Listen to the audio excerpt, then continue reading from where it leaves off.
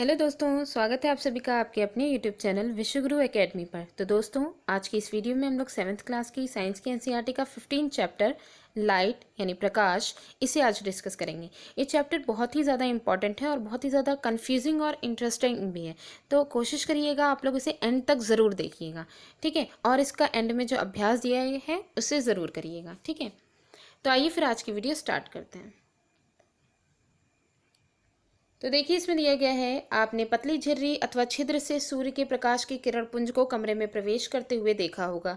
Scooter, car तथा रेलगाड़ी के इंजनों के अग्रदीपों यानी हैंड लैम्प से आते प्रकाश के किरण पुंजों को भी देखा होगा अवश्य, ठीक है। इसी प्रकार टॉर्च से भी प्रकाश के जो किरण पुंज है उसको भी देखा जा सकता है। संभवतः आप में से कुछ ने लाइट हाउस या फिर विमानपत्तन यानी एयरपोर्ट की टावर की जो सर्च लाइट होती है उसके भी किरण पुंज को आपने देखा होगा। तो इससे हमें क्या मतलब कि क्या अनुभव, हमें उसके क्या संकेत करते हैं, मतलब इससे जो भी हमें अनुभव मिले वो किधर की तरफ संकेत करते हैं। जैसे जो है ट्रेन के भी हेडलाइट का जो है यहाँ पे दिखाया गया था।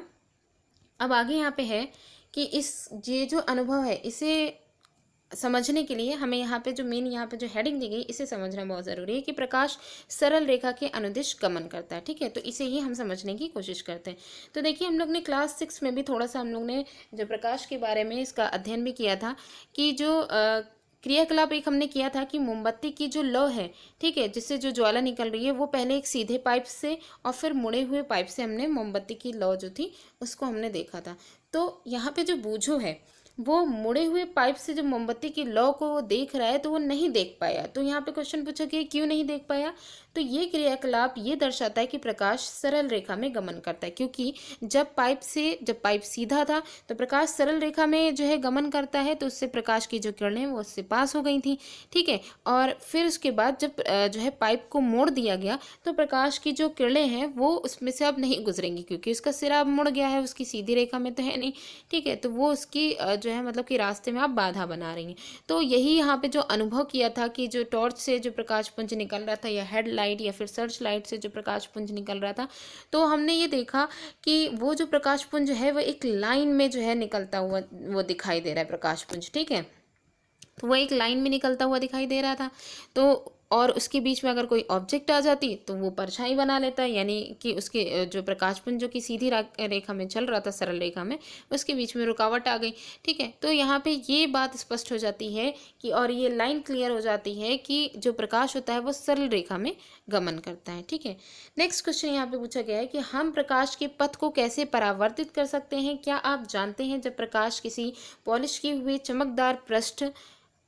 हुए या फिर चमकदार पृष्ठ सतह पर से जब पड़ता है तो क्या होता है। तो इसे हमने थोड़ा सा जो है जो क्लास 6 जो थी उसमें भी हमने ये से डिस्कस किया था प्रकाश के परावर्तन को। यहाँ पे भी देखते हैं। तो हमारी नेक्स्ट हेडिंग है प्रकाश का परावर्तन। इसमें है प्रकाश की दिशा को परावर्तित करने की एक विधि ये है कि इसे किसी चमकदार पृष्ठ पर डाला जाए। उदाहरण के लिए जैसे स्टेनलेस स्टील की चमकदार प्लेट हो या फिर उसी स्टील की जो है चम्मच हो, ठीक है। उसमें प्रकाश की दिशा में, जहाँ से प्रकाश आ रहा है उसकी दिशा में अगर हम उसे करें तो वो उसे परावर्तित कर सकती है। जैसे जल का पृष्ठ भी जो है दर्पण की भांति कार्य करता है और ये प्रकाश के पथ को बदल सकता है। क्या आपने कभी जल में पेड़ों अथवा इमारतों का परावर्तन देखा है। तो देखिए, नीचे एक पिक्चर दिखाई गई है, इसमें कैसे जो है पेड़ों का यहाँ परावर्तन, पूरी इमेज जल में बनती हुई दिखाई दे रही है। अब है कि कोई भी पॉलिश किया हुआ अथवा चमकदार पृष्ठ दर्पण की भांति कार्य कर सकता है। जब प्रकाश किसी दर्पण पर पड़ता है तो क्या होता है, मतलब यहाँ पे है कि हमने जो स्टेनलेस स्टील की बात की, स्टेनलेस स्टील के बाद कोई जो है पॉलिश किया हुआ या फिर चमकदार पृष्ठ, पॉलिश किया हुआ पृष्ठ भी, वो दोनों ही जो है एक दर्पण की भांति कार्य कर सकते हैं। अब नेक्स्ट क्वेश्चन है हमारा कि जब प्रकाश किसी दर्पण पर पड़ता है तब क्या होता है। तो ये जो पॉइंट है ये हमने क्लास 6 में भी इसको डिस्कस किया था कि दर्पण अपने ऊपर पड़ने वाले प्रकाश की दिशा को बदल देता है। दर्पण द्वारा प्रकाश की दिशा परिवर्तन जो होता है वो प्रकाश का परावर्तन कहलाता है। मतलब सीधा सा है कि दर्पण यानी कि इसकी एक साइड जो है वो पॉलिश्ड है, उसके ऊपर पड़ने वाला अगर कोई भी प्रकाश उसके ऊपर जब पड़ेगा तो चूंकि हमें पता है कि प्रकाश सरल रेखा में चलता है, तो उसकी जब सीधी रेखा उस पर पड़ेगी तो वो उसको परावर्तित कर देगा और उसको दूसरी दिशा में डाइवर्ट कर देगा। इसी को ही प्रकाश का परावर्तन कहते हैं। तो अगर ये पूछा जाए कि प्रकाश का परावर्तन क्या है तो वो यहाँ से हम देख सकते हैं। क्या आपको वह क्रियाकलाप याद है जिसमें आपने एक टॉर्च के प्रकाश से क्लास 6 में जो किया था उसमें दर्पण द्वारा परावर्तित कराया था। तो उसे देखने से पहले पहेली की जो पंचतंत्र की एक कहानी थी जो उसे याद आई, उसमें उसने देखा कि शेर तथा खरगोश की एक कहानी थी जो उसे याद आ रही थी, जिसमें खरगोश ने शेर को पानी में उसका परावर्तन दिखाया और उसे मूर्ख बनाया था। ठीक है, तो वो इस कहानी में भी ये परावर्तन का ही जो है एक एग्जाम्पल है, जो कि खरगोश ने शेर को दिखा करके उसे बेवकूफ़ बनाया और अपनी जान बचा ली। ठीक है, तो अब हमें ये देखना है कि जो दर्पण है, दर्पण के द्वारा मतलब कि जो टॉर्च के द्वारा जो दर्पण में से हम उसके प्रकाश को जो परावर्तित कर रहे थे, उसे हम क्रियाकलाप के द्वारा देखते हैं। तो इसके लिए हमें क्या करना है, एक टॉर्च लेना है और इसके कांच को, और मतलब कि इसका जो ऊपर वाला हिस्सा जो कांच वाला है उसमें जैसे चित्र में दिखाया गया है, काले रंग की चार्ट पेपर से उसे हम या कोई टुकड़े से उसे हम ढक दें, जिसमें 3 पतली झिर्रियाँ बनाते, एक स्लिट बनाते 3 पतली पतली। ठीक है, और लकड़ी के किसी चिकने बोर्ड पर, एक ऐसा बोर्ड जो एकदम चिकना हो, उस पर चार्ट पेपर की एक शीट फैला लें। चार्ट पेपर पर समतल दर्पण की एक पट्टी, अब ये चार्ट पेपर है उस पर समतल दर्पण की पट्टी ऊर्ध्वाधर स्थिति में रखें, खड़ी खड़ा रखें। अब टॉर्च की झिर्रियों से निकलने वाले जो प्रकाश है वो प्रकाश किरण पुंज को दर्पण पर डाली, यानी कि टॉर्च में पूरा तो हमने कवर कर रखा था, इतना स्पेस छोटा था कि इसमें झिर्रियों जैसे स्लिट जैसे वहाँ से प्रकाश निकल रहा था। अब उस प्रकाश को हमें किस पर डालना है, दर्पण पर डालना है। तो टॉर्च को इस प्रकार समायोजित कीजिए कि इसका प्रकाश बोर्ड पर लगे चार्ट पेपर के अनुदिश दिखाई दे। मतलब टॉर्च को हमको इस प्रकार अरेंज करना है कि उससे निकलने वाला जो प्रकाश है वो बोर्ड पर जो चार्ट पेपर लगा हुआ है उसके अनुदिश, उसकी दिशा में हो। अब एक और स्थिति इसकी तैयार करनी है कि इस प्रकार उसे हमें जो है समायोजित, एक बार फिर से उसको इस प्रकार अरेंज करना है कि टॉर्च का जो प्रकाश है, टॉर्च से जो प्रकाश निकले वो समतल दर्पण से जब टकराए तो एक कोण बनाता हुआ टकराए। ठीक है, समतल दर्पण। तो देखिए यहाँ पे जैसे कैसे कि टॉर्च के पूरे उसके फेस को पूरा कवर कर रखा है, इसमें 3 लाइंस यहाँ पे बनी हुई हैं। ठीक है, लाइंस ही बनाई गई है ताकि इसमें ये चीज़ पता चल जाए कि जो है प्रकाश है वो कैसे रेस के फॉर्म में निकल रहा है, और उसको ऐसे रखा गया है कि दर्पण के साथ ऐसे रखा गया है कि वो एंगल बनाता हो। तो यहाँ पे टकराया तो इधर, तो देखिए कैसे एंगल बनाते हुए सारी रेस जो है इमेज के फॉर्म में हमें दिखाई दे रही हैं। ठीक है, तो ये हो गया। उसके बाद क्या दर्पण अपने ऊपर पड़ने वाले प्रकाश की दिशा परावर्तित कर देता है? बिल्कुल परावर्तित कर देता है। अब टॉर्च को थोड़ा सा इधर उधर इस प्रकार हटाइए कि दर्पण पर प्रकाश पड़ता रहे। ठीक है, मतलब दर्पण पर प्रकाश पड़ता रहे और जो टॉर्च है उसको खिसकाते रहे। तो क्या आप परावर्तित प्रकाश की दिशा में कोई परिवर्तन देखते हैं? इसे हमें ऑब्जर्व भी करते जाना है जब हम उसकी स्थिति चेंज करेंगे। परावर्तित प्रकाश की दिशा के अनुदिश दर्पण में हमें देखना है, क्या दर्पण में आपको टॉर्च पर लगी झिर्रियाँ दिखाई देती हैं? अब हमें क्या देखना है कि दर्पण पर ये जो झिर्रियाँ हैं क्या ये हमें दिखाई दे रही हैं? तो यहाँ पे देखिए बिल्कुल ये दिखाई दे रही थी और यही झिर्रियाँ हमारी क्या थी, प्रतिबिंब थी। ठीक है, तो यहाँ पे ये हमें ये जो झिर्रियाँ हैं ये यहाँ पे इस तरीके से दिखाई दे रही थी, यही हमारी क्या है, प्रतिबिंब है। ठीक है, और फिर नेक्स्ट है यहाँ पे कि ये जो क्रियाकलाप है इसमें जो पहेली हैं ये भी कुछ बताना चाह रही हैं, इनको भी देख लेते हैं। ठीक है, पहेली जानना चाहती है कि हमें हमें वस्तुएं कैसे दिखाई देती हैं। तो बूझो का ये विचार है कि वस्तुएं तभी हमें दिखाई देती हैं जब प्रकाश उनसे परावर्तित होकर के हमारी आंखों तक पड़ता है। ठीक है, प्रकाश जो है वस्तुओं से परावर्तित होता है, वो जब हमारी आंखों पे पड़ता है तब हमें वस्तुएं दिखाई देती हैं, उनका कलर और वो सब हम इसी के आधार पर जो है निर्धारित करते हैं। क्या आप उससे सहमत हैं? बिल्कुल सहमत है, क्योंकि हमने क्लास 6 में से करके देखा था।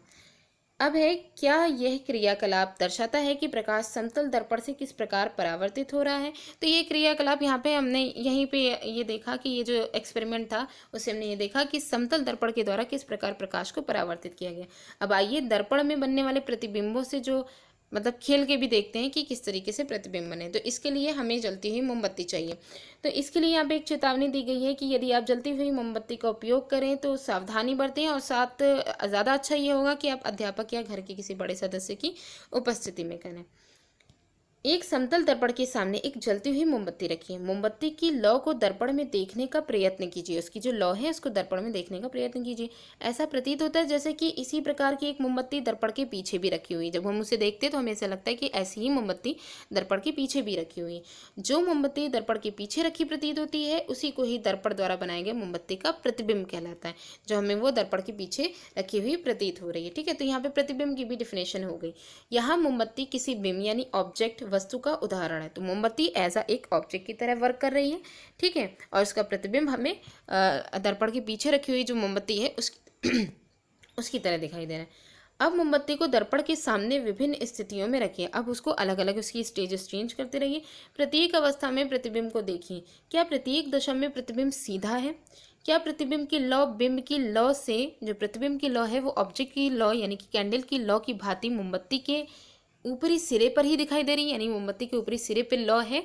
ठीक है, तो क्या इमेज में भी वो वैसे ही दिखाई दे रही है? तो इस प्रकार अगर ऐसा दिखाई दे रहा है, मतलब कहने का है कि अगर इस तरीके की हमें इमेज दिख रही है तो इस प्रकार की जो प्रतिबिंब है उसे हम सीधा प्रतिबिंब कहते हैं। कहने का मतलब ये है कि जैसे हमारी मोमबत्ती है, मोमबत्ती के ऊपरी सिरे पर लौ दिखाई दे रही है, वैसी अगर हमें इमेज भी दिखाई दे रही है तो ऐसा जो प्रतिबिंब होगा वो हमें सीधा प्रतिबिंब कहलाएगा। और ये जो समतल दर्पण होते हैं उनके बारे में काफ़ी यहाँ पे रोचक जानकारी है। तो देखिए यहाँ पे इमेज भी दिखाई गई है कि किस तरीके से कैंडल की यहाँ पे इमेज समतल दर्पण में बन रही है। ठीक है, तो ये जो समतल दर्पण है उसके द्वारा बनने वाला प्रतिबिंब दर्पण में सीधा तथा बिंब के समान अमाप का दिखाई देता है। ये लाइन समतल दर्पण के लिए बहुत ही ज़्यादा इंपॉर्टेंट है कि समतल दर्पण के द्वारा जो प्रतिबिंब बनता है वो हमेशा सीधा होता है और जो ऑब्जेक्ट होती है उसकी साइज़ के बराबर दिखाई देता है। ठीक है, तो बूझो ने अपनी नोटबुक में यहाँ पे ये लिखा कि क्या ये आश्चर्यजनक नहीं है कि दर्पण चाहे छोटा हो या बड़ा, मेरा प्रतिबिंब मेरे साइज़ के समान ही बनता है। बिल्कुल ये आश्चर्यजनक ही है, लेकिन जो है क्योंकि हमने यहाँ पे देखा कि वो सीधा जो है इमेज बना रहा है। ठीक है, और जो है हमारी साइज़ का बना रहा है, तो जैसा हमारा मिरर होगा बिल्कुल वैसी ही हमारी इमेज भी दिखाई देगी। तो नेक्स्ट है, अब दर्पण के पीछे एक पर्दा ऊर्ध्वाधर रखिए। ठीक है, अब हमें क्या करना है, अब ये जो इमेज जो हम दर्पण में देख रहे थे इसे हमें पर्दे पे प्राप्त करना है। तो पर्दे के पीछे पर्दा ऊर्ध्वाधर हमने रखा है, किसके पीछे? दर्पण के पीछे। पर्दे पर मोमबत्ती का प्रतिबिंब प्राप्त करने का प्रयत्न कीजिए। क्या आप पर्दे पर प्रतिबिंब प्राप्त कर पाते हैं? अब पर्दे को दर्पण के सामने रखिए, पहले पीछे रखिए फिर सामने रखिए। क्या अब आप पर्दे पर प्रतिबिंब प्राप्त कर पाते हैं? आप देखेंगे कि किसी भी स्थिति में मोमबत्ती का प्रतिबिंब पर्दे पर प्राप्त नहीं किया जा सकता। इससे एक बात स्पष्ट होती है कि जो समतल दर्पण होते हैं उसके द्वारा पर्दे पर जो प्रतिबिंब है वो प्राप्त नहीं किया जा सकता। अब दर्पण के प्रतिबिंब की दूरी कितनी है इसे ज्ञात करते हैं। तो दो बातें, एक चीज़ तो हम ये समतल दर्पण के बारे में ये क्लियर हो गई कि जो इमेज बनती है वो जो है ऑब्जेक्ट की साइज़ के बराबर होती है और हमेशा सीधी बनती है समतल दर्पण में। दूसरी ये बात क्लियर हो गई कि प्रतिबिंब जो है वो पर्दे पे प्राप्त नहीं होता है। अब यहाँ पे हमें देखना है कि प्रतिबिंब की जो दूरी है, ये थर्ड पॉइंट है, ये जो है इसे हमें इस क्रियाकलाप के आधार पर हमें इसे बताना है। तो इसके लिए हमें क्या चाहिए, हमें एक शतरंज का एक बोर्ड चाहिए, चेस बोर्ड। यदि चेस बोर्ड अगर उपलब्ध नहीं है तो हमें एक चार्ट पेपर पर, जैसे चेस बोर्ड में 64 खाने मतलब कि सेम साइज़ के वर्ग बनते हैं, वैसे ही हम 64 वर्ग बना देंगे एक चार्ट पेपर पर। ठीक है, पेपर के मध्य में उसकी एकदम सेंटर पर एक मोटी सी रेखा खींचेंगे और इस रेखा पर हम समतल दर्पण को ऊर्ध्वाधर करके खड़ा जो है करके हम उसके ऊपर रख देंगे। और फिर उसके बाद हमें यहाँ पे, क्योंकि हमें इस जो है चैप्टर में मेनली ऑब्जेक्ट की और इमेज के बीच की डिस्टेंस देखनी है, तो यहाँ पे हम उसे देखेंगे। तो देखिए यहाँ पे जो है वैसे ही एकदम जो है स्ट्रक्चर भी दिखाया गया है। अब आगे है, आप देखेंगे कि प्रतिबिंब दर्पण से उसके पीछे उतनी ही दूरी पर होता है जितनी कि दर्पण से बिंब की दूरी होती है। यानी कि यहाँ पे मेनली यहाँ पे ये करना है कि एक मिनट, यहाँ पे एक चीज़ देख लीजिए कि क्या करना था कि दर्पण के सामने तीसरे वर्ग, मतलब हमें क्या करना है कि क्यूब्स वाला जो है या तो शतरंज ले लें या फिर अपने जो है अपने हाथों से ही खुद ही बना लें एक चार्ट पेपर पर। तो उसके लिए हमें क्या करना है, दर्पण के सामने तीसरे वर्ग पर तीन जो है हमने जो है वो लिए ब्लॉक्स लिए, उस पर हमने कोई छोटी सी वस्तु, पेंसिल या शार्पनर वगैरह रख ली और दर्पण में इसकी प्रतिबिंब की स्थिति हमने नोट की। अब वस्तु को चौथे, पहले तीसरे पे रखा फिर चौथे पे रखा, चौथे वर्ग पर जब हमने रखा तो फिर से दर्पण के प्रतिबिंब की स्थिति नोट की। तो हमने क्या देखा कि दर्पण की प्रतिबिंब की जो दूरी है वो दर्पण के सामने रखी हुई बिंब की दूरी के संबंध, मतलब उनमें कोई संबंध है कि नहीं है। तो ये जैसे इमेज में दिखाया गया है उसी को यहाँ पे क्लियर कर लेते हैं। आप देखेंगे कि प्रतिबिंब दर्पण से उसके पीछे उतनी ही दूरी पर होता है जितनी कि दर्पण से बिंब की दूरी, यानी कि पहले 3 ब्लॉक्स पे रखा गया था शार्पनर को, उसके बाद फिर जब वो उसको 3 ब्लॉक पे रखा तो हमने इमेज में देखा तो हमें इमेज जो है, इमेज में जो शार्पनर है वो भी 3 ब्लॉक्स पे ही रखा हुआ दिखाई दिया। फिर जब चौथे ब्लॉक पे रखा तो फिर उसमें भी चौथे ब्लॉक पे हो गया। तो अब इसकी पुष्टि चार्ट पेपर या चेस बोर्ड पर बिंब की किसी भी, अब यहाँ पे हमने 3-4 पे तो हमने कर लिया, अब इसकी अगर हमें और पुष्टि करनी है तो हम और किसी भी ब्लॉक्स पर रख करके इसकी पुष्टि कर सकते हैं। अब यहाँ पे पहेली जो है वो समतल दर्पण का पूरा सार यहाँ बता रही है कि पहेली ने अपनी नोटबुक में लिखा कि समतल दर्पण में प्रतिबिंब दर्पण के पीछे बनता है। ठीक है, यह सीधा होता है और बिंब के साइज के समान होता है, ये भी हमने पॉइंट देखा। तथा दर्पण से प्रतिबिंब की जो दूरी है वो दर्पण के सामने बिंब की दूरी के बराबर होती है। और एक और पॉइंट इनका पहेली का छूट गया कि जो प्रतिबिंब जो है वो हमें पर्दे पे प्राप्त नहीं होता है, समतल दर्पण के द्वारा बना हुआ। ठीक है, तो ये चीज़ हो गई। अब नेक्स्ट हेडिंग है हमारी दक्षिण या वाम। दक्षिण या वाम क्या होता है कि जब यहाँ पे दक्षिण सीधे हाथ को बताएगा, दाहिने हाथ को बताएगा, वाम उल्टे हाथ को यानी बाएं हाथ को बताएगा कि जब हम समतल दर्पण के सामने अपने सीधा हाथ उठाते हैं तो वो हमें कैसा दिखाई देता है, कि वो हमें उल्टा प्रतीत होता है। तो जब आप समतल दर्पण में अपना प्रतिबिंब देखते हैं तो क्या ये ठीक आप जैसा दिखाई देता है? क्या कभी आपने ध्यान दिया कि आप तथा दर्पण में आपके प्रतिबिंब में एक रोचक अंतर है? तो इसी अंतर को हम यहाँ पे ज्ञात करेंगे। ठीक है, पहले हम एक बार पिक्चर इसकी देख लेते हैं। यहाँ पे देखिए इसकी पिक्चर दिखाई गई है। अब इसमें ये कहा गया है कि प्रतिबिंब का ये दक्षिण हाथ का वाम, जो दक्षिण हाथ यानी दाहिना हाथ जो कि बायां हाथ प्रतीत हो रहा है, उसे हमें यहाँ देखना है। एक समतल दर्पण के सामने खड़े होकर के अपने प्रतिबिंब को देखिए। अपने दक्षिण यानी कि जो हमारा दाहिना हाथ है उसको ऊपर उठाइए।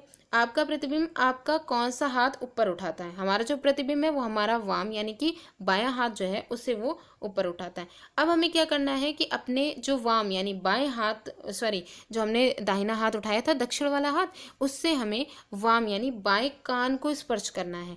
तो आपके प्रतिबिंब में हाथ आपके किस कान को स्पर्श करता है? तो ये भी यहाँ पे पूछा गया है। जाहिर सी बात है, सीधे से अगर उल्टे को हमने जो है वो किया है तो हमें जस्ट इसका अपोजिट दिखाई देगा।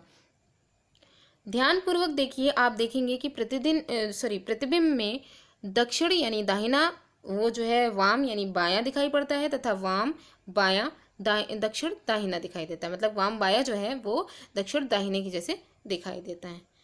तो यहाँ पे जो बूझो है उनका एक और क्वेश्चन आ गया कि बूझो ने सड़क पर एक रोगी वाहन एम्बुलेंस देखा। उसे आश्चर्य हुआ कि इससे इसके आगे की ओर शब्द जो है एम्बुलेंस विचित्र प्रकार से क्यों लिखा हुआ है। आगे की तरफ जो एम्बुलेंस लिखा हुआ है वो इतना अजीब तरीके से क्यों लिखा हुआ है, जैसे कि यहाँ पे दिखाइए पिक्चर में दिखा रहे हैं। ठीक है, तो इसका जो है सबसे अच्छा एग्जाम्पल होता है जो कि समतल दर्पण है। ठीक है, तो उसे देख लेते हैं। तो यहाँ पे देखिए, ध्यान दीजिए कि केवल पार्श्व जो स्लाइड में ही यह अदला बदली हुई है। जो प्रतिबिंब है वो उल्टा नहीं दिखाई देता। मतलब यहाँ पे ये कह रहे हैं कि यहाँ पे ध्यान देने वाली यहाँ पे बात है कि जो पार्श्व यानी कि स्लाइड के जो मिरर हैं उसमें ये अदला बदली हुई है। साइड की जो है वर्ड्स हैं उसी में ये अदला बदली हुई है। प्रतिबिंब जो है वो हमें उल्टा नहीं दिखाई देता है, क्योंकि हमें समतल दर्पण में प्रतिबिंब जो है वो उल्टा नहीं दिखाई देता है, हमें सीधे दिखाई देता है। अब एक कागज़ के टुकड़े पर अपना नाम लिखिए तथा इसे समतल दर्पण के सामने पकड़कर खड़े हो जाइए। ये दर्पण आपको कैसा दिखाई देगा अगर हम नाम अपना सीधा लिख रहे हैं? ठीक है, तो अब आप समझ सकते हैं जब हम ऐसा करेंगे तो हम ये इस बात की जो है पुष्टि हो जाएगी कि जो रोगी वाहन यानी एम्बुलेंस जो है उसको जो चित्र में जैसे जिस तरीके से दिखाया गया उसकी तरह क्यों लिखा जाता है। जब रोगी वाहन के आगे जाने वाले वाहनों के चालक अपने जो पश्चिम दृश्य, पीछे देखने वाला जो समतल दर्पण वाला जो होता है उसमें जो हम देखते हैं तो वे रोगी वाहन पर लिखे एम्बुलेंस को स्पष्ट पढ़ सकते हैं और इसे आगे जाने के लिए रास्ता दे देते हैं। हम में से प्रत्येक का यह कर्तव्य है कि जो एम्बुलेंस है उसको रास्ता बिना रोके आगे जाने दें। तो आपने ये देखा होगा कि स्कूटर या कार के जो पार्श्व दर्पण हैं, साइड मिरर हैं, वो सभी वस्तुओं के प्रतिबिंब स्वयं वस्तुओं से छोटे दिखाई देते हैं। क्या आपने कभी ये सोचा है कि ऐसा क्यों होता है? मतलब साइड मिरर में पीछे जितनी भी ऑब्जेक्ट होती हैं उनकी जो है इमेज होती है उनकी एकदम छोटी छोटी इमेज दिखाई देती हैं। ठीक है, और फिर उसके बाद लगभग काफ़ी एरिया की जो है इमेजेस हमको दिखाई दे सकती हैं। तो ऐसा क्यों होता है इसे देखते हैं। तो उसे समझने के लिए अब हमें गोलीय दर्पण से खेल यानी इसे हमें गोलीय दर्पण को समझना बहुत ज़रूरी है।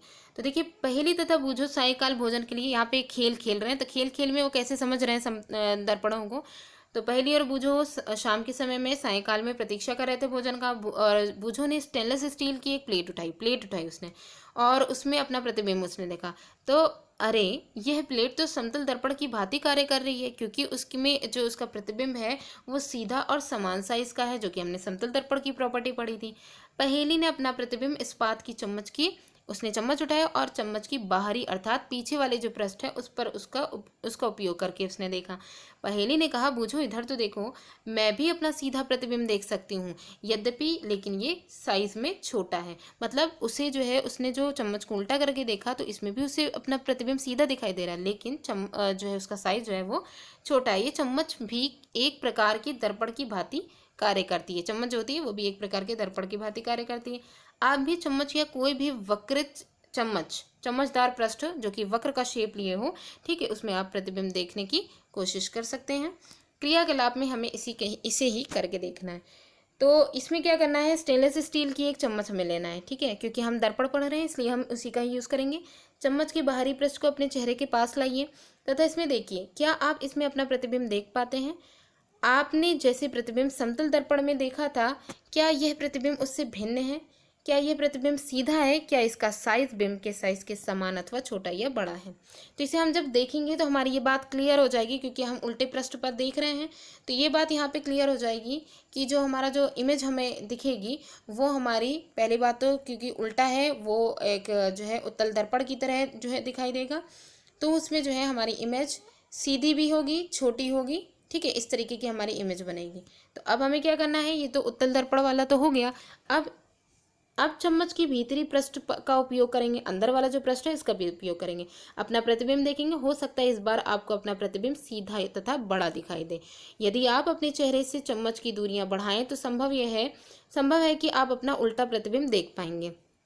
कहने का मतलब ये है कि जब हम चम्मच को सीधा देखेंगे, उसकी गहराई में देखेंगे, तभी भी हमें इमेज दिखाई दे रही होगी, लेकिन चम्मच को जब हम पास रखेंगे तो हमें इमेज जो है वो सीधी दिखाई दे रही होगी। जैसे जैसे हम उसको दूर लेते जाएंगे हमारी इमेज जो होगी वो उल्टी हो जाएगी, प्रतिबिंब हमें उल्टा दिखाई देगा। अपने चेहरे के स्थान पर आप अपने पेन या पेंसिल का भी यूज़ कर सकते हैं। तो देखिए, जैसे जैसे डिस्टेंस बढ़ेगी ये जो इमेज है वो उल्टी होती चली जाएगी। तो चम्मच का जो वक्रित चमकदार पृष्ठ है वो एक दर्पण की भांति कार्य करता है। गोलीय दर्पण वक्रित दर्पण का सबसे अधिक सामान्य उदाहरण है। अगर गोलीय दर्पण की बात करें तो ये जो वक्र जो है वाला जो मिरर है उसका सबसे सामान्य उदाहरण है। अब नेक्स्ट देखते हैं, यदि किसी गोलीय दर्पण का परावर्तक पृष्ठ अवतल है, अगर जो है परावर्तक पृष्ठ जो है जहाँ से लाइट रेज को परावर्तित किया जा रहा है वो अवतल है, तो वो दर्पण अवतल कहलाएगा। मतलब शेप कुछ इस तरीके का बना हो, ठीक है। उसके बाद यदि परावर्तक पृष्ठ उत्तल है तो दर्पण भी जो है उत्तल दर्पण कहलाएगा, मतलब कुछ इस तरीके का हो, यानी उभरा हुआ पोर्शन जो है आगे की तरफ परावर्तक होना चाहिए। तो चम्मच का जो भीतरी पृष्ठ था वो अवतल दर्पण की तरह की भांति जो है वो कार्य कर रहा था, जबकि इसका जो बाहरी पृष्ठ है वो उत्तल दर्पण की भांति कार्य कर रहा है। तो यहाँ पे हम इमेज में भी देख सकते हैं कि ये इनके परावर्तक पृष्ठ दिखाए गए हैं, जहाँ से ये इसका है और ये इसका दिखाया गया है, ठीक है। और ये वाला जो है वो अवतल दर्पण हो जाएगा, कॉन्वेक्स मिरर हो जाएगा, और ये वाला कॉनकेव मिरर हो जाएगा। नेक्स्ट देखते हैं, तो ये मिरर के बारे में हो गया। अब यहाँ पे ये दिखा रहे हैं कि आखिर ये बनते कैसे हैं, दर्पण जो बन रहे हैं वो कैसे बनते हैं। अवतल तथा उत्तल दर्पणों को गोलीय दर्पण क्यों कहते हैं? रबड़ की एक गेंद लीजिए तथा इसके एक भाग को चाकू अथवा आरी से काटिए। रबर की गेंद लेकर के हमें उसे काटना है। यहाँ पे सावधानी ये दी गई क्योंकि हम चाकू का इस्तेमाल करें ताकि हमें चोट वगैरह ना लग जाए, इसलिए किसी बड़े की उपस्थिति में ये करें। अब हमें क्या करना है, कटी हुई गेंद का जो भीतरी पृष्ठ है वो अवतल कहलाएगा और बाहरी पृष्ठ क्या कहलाएगा, उत्तल कहलाएगा, ठीक है। तो ये चीज़ यहाँ पे हो गई। अब आगे देखते हैं, हम जानते हैं कि किसी भी बिंब का, किसी भी ऑब्जेक्ट का जो समतल दर्पण द्वारा प्रतिबिंब है वो पर्दे पर प्राप्त नहीं किया जा सकता, जो हमने डिस्कस किया था। आइए देखें, क्या अवतल दर्पण जो है उससे बने प्रतिबिंब भी क्या जो है इसी तरीके से हैं, मतलब उन्हें भी दर्पण जो है पर्दे पर प्राप्त नहीं किया जा सकता है। यहाँ पे चेतावनी देखते हैं, क्योंकि इमेज देखने के लिए हमें पहले चेतावनी यहाँ पढ़ लेनी चाहिए, क्योंकि हम सूर्य के प्रकाश में यहाँ का प्रयोग किया जा रहा है, ठीक है। सावधानी यहाँ पे ये बरतनी है, कभी भी सूर्य को या इसके प्रतिबिंब को सीधे मत देखिए, क्योंकि इससे आपकी आंख खराब हो सकती है। आप सूर्य के प्रतिबिंब को किसी पर्दे या दीवार पर बनाकर देख सकते हैं। इसके लिए हमें क्या करना है, एक अवतल दर्पण चाहिए इस क्रियाकलाप के लिए, और इसके परावर्तक पृष्ठ को सूर्य की ओर रखकर पकड़िए। परावर्तक पृष्ठ जो इसका ये वाला जो पृष्ठ है इसको सूर्य की ओर रखें। दर्पण से परावर्तित जो प्रकाश है उसको एक कागज़ की शीट पर प्राप्त करने का प्रयत्न करें। कागज़ की शीट को तब तक आगे पीछे समायोजित करें जब तक कि आपको उसकी स्पष्ट जो इमेज है वो न मिल जाए। तो यहाँ पे देखिए एक इमेज भी दिखाई गई है कि कैसे जो है जो अवतल दर्पण है उसका यूज़ किया जा रहा है, ठीक है। तो ये चीज़ हो गई। उसके बाद नेक्स्ट देखते हैं, तो हमें तब तक कि इसको जो है एडजस्ट करना है जब तक कि हमें उसकी जो है स्पष्ट इमेज जो है वो ना मिल जाए। दर्पण तथा कागज़ की शीट को कुछ मिनट के लिए स्थिर रखिए, फिर थोड़ी देर के लिए जब हमको वो जो है एग्जैक्ट और एकदम परफेक्ट हमें इमेज मिल जाए तो उसको थोड़ी देर के लिए वैसे ही स्थिर रखें। तो हमें ये देखना है क्या कागज़ जलना प्रारंभ हो जाएगा, बिल्कुल, क्योंकि एग्जैक्ट वो उसी जगह पे ही एकदम किरण पुंज पहुंच रहा है ना, तो ये जो है कागज़ जो है वो जलने लग जाएगा। यह चमकदार बिंदु वास्तव में सूर्य का प्रतिबिंब है। ये जो चमकदार बिंदु हमें दिख रहा है ये सूर्य का प्रतिबिंब है। ध्यान दीजिए, यह प्रतिबिंब पर्दे या कागज़ की शीट पर बन रहा है। तो यहाँ पे एक बात तो क्लियर हो गई कि समतल दर्पण के द्वारा जो इमेज है वो पर्दे पर प्राप्त नहीं हो रही थी, लेकिन अवतल दर्पण जो है इसके द्वारा इमेज हमें पर्दे पर प्राप्त हो रही है। तो पर्दे पर बनने वाले प्रतिबिंब को हम वास्तविक प्रतिबिंब कहते हैं। ये लाइन बहुत ही इंपॉर्टेंट है कि वास्तविक प्रतिबिंब जो है वो क्या होता है, ठीक है, रियल इमेज किसे कहते हैं। स्मरण कीजिए कि समतल दर्पण द्वारा बने जो मोमबत्ती की लौ के प्रतिबिंब है वो पर्दे पर प्राप्त नहीं किए जा सकते। तो इस तरीके का जो प्रतिबिंब होता है उन्हें हम आभासी प्रतिबिंब या वर्चुअल इमेज बोलते हैं। तो आइए अब अवतल दर्पण द्वारा बने मोमबत्ती की लौ के प्रतिबिंब को पर्दे पर प्राप्त करें कि अवतल दर्पण जो है उसके द्वारा जो मोमबत्ती की लौ का जो प्रतिबिंब है वो हमें पर्दे पर कैसे मिलेगा। तो क्रियाकलाप के द्वारा करेंगे। इसके लिए हमें अवतल दर्पण चाहिए, जैसे चित्र में दिखाया गया है उसके अनुसार हमें मेज़ पर रखे किसी स्टैंड के पर उसे लगा देंगे, उसे जो है फिक्स करने के लिए, ठीक है। अब गत्ते की एक शीट लेंगे जिसका साइज़ यहाँ पे दिया गया है 15 से 10 सेंटीमीटर पर एक सफ़ेद कागज़ हम चिपका देंगे। ये एक पर्दे का कार्य करेगी। ये सफ़ेद कागज़ जो है वो एक पर्दे की तरह कार्य करेगी। मेज़ पर एक जलती हुई मोमबत्ती दर्पण से लगभग 50 सेंटीमीटर की दूरी पर हम उस मोमबत्ती को रख देंगे, ठीक है। यहाँ पे जो डिस्टेंस है वो अलग अलग अपनी चेंज भी कर सकते हैं। तो यहाँ पे देखिए इमेज दिखाई गई है कि 50 सेंटीमीटर की डिस्टेंस पे हमने इस कैंडल को रख रखा है और यहाँ पे हम उसकी इमेज देखेंगे, ठीक है। उसके बाद है पर्दे पर मोमबत्ती की लौ का प्रतिबिंब प्राप्त करने का प्रयत्न कीजिए। इसके लिए पर्दे को दर्पण की ओर अथवा दर्पण से दूर, या तो पर्दे को दर्पण की तरफ लाएं या फिर दर्पण से दूर लेकर के जाएं, तब तक के सरकाएं जब तक कि लौ का एकदम परफेक्ट और एकदम क्लियर इमेज उसका नहीं बन जाता, तीक्ष्ण प्रतिबिंब उसका प्राप्त ना हो जाए। ध्यान रखिए कि मोमबत्ती से दर्पण पर पड़ने वाले प्रकाश को पर्दा बांधा ना पहुंचाए। जो पर्दा जो हमने ले रखा है, ये जो प्रकाश पड़ रहा है दर्पण पर उसके बीच में ऑब्स्ट्रक्शन ना करें, उसके बीच में कोई रुकावट ना करें। क्या इसका साइज लॉ जितना, मतलब कि यहाँ पे पूछा गया है, 2 क्वेश्चन है कि क्या यह प्रतिबिंब वास्तविक या आभासी है, मतलब वास्तविक बन रहा है या आभासी बन रहा है। क्या जो इसका साइज है वो लॉ का जितना साइज है वैसा ही है। तो अब यहाँ पे इन क्वेश्चंस का भी आंसर देंगे। अब मोमबत्ती को दर्पण की ओर ले जाएं और इसे इससे अलग दूरियों पर रखिए। प्रत्येक अवस्था में पर्दे पर प्रतिबिंब प्राप्त करने का प्रयत्न कीजिए। मतलब कहने का है कि अब हम उसकी स्टेट जो जगह है उसको चेंज करते रहेंगे। तो देखिए, क्योंकि हमने ऊपर ही ये बात क्लियर की थी कि पर्दे पर जो इमेज बनती है वो वास्तविक इमेज होती है, यानी कि अभी एक जो क्वेश्चन पूछा गया था कि ये जो इमेज होगी वो वास्तविक होगी या फिर आभासी होगी, तो ये इमेज तो अब जो है वास्तविक होगी, रियल इमेज होगी, ठीक है।